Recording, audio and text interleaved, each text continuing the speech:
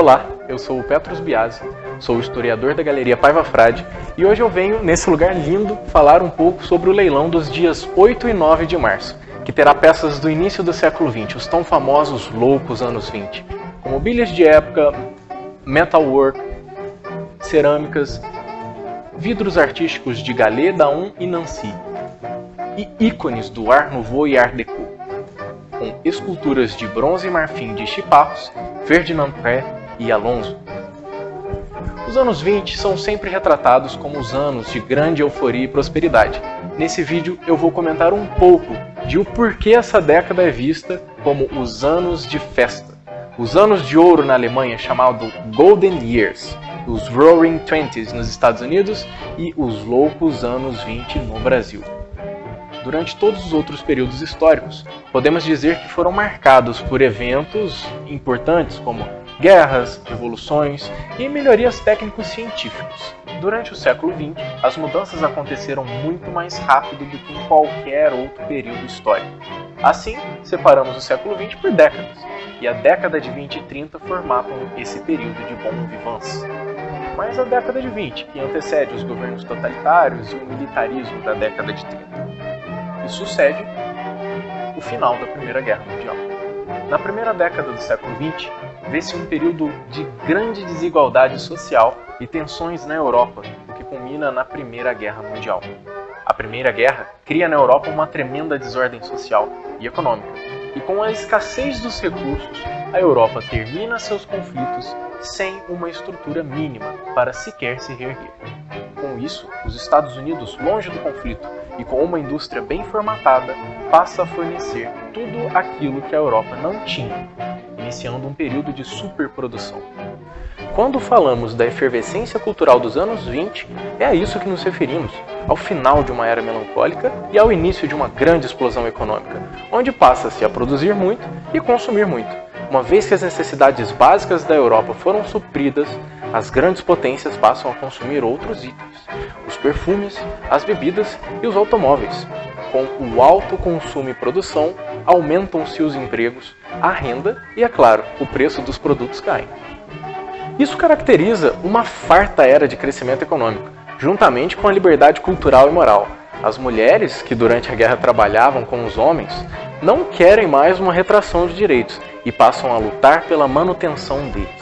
As mulheres tiram seus espartilhos, usam roupas mais curtas e vivem a boemia de uma era de prosperidade. Os grandes clubes dançantes eram regrados ao popular absinto e ao ópio, levando a população ao delírio em festas infindáveis. Paris sempre foi a capital do mundo, onde artistas e intelectuais se reuniam. Ali floresceu a música Charleston e as canções de Curly Porter, a literatura de Buñuel e Fitzgerald. Fitzgerald, que inclusive lançou o livro O Grande Gatsby, que virou filme mais tarde e retrata a efervescência da época, a pintura de Salvador Dalí e Pablo Picasso, e o cinema, que tomava conta do imaginário da sociedade. O renascer do cinema é um marco muito importante para as artes, pois se tornava cada vez mais acessível ao público. Neste espírito, floresce o Art Nouveau, já com uma proposta de aproximar o grande público da arte. Ele é caracterizado por essa produção já industrial, com motivos florais, linhas ondulantes, trazendo a fluidez para as formas e os desenhos.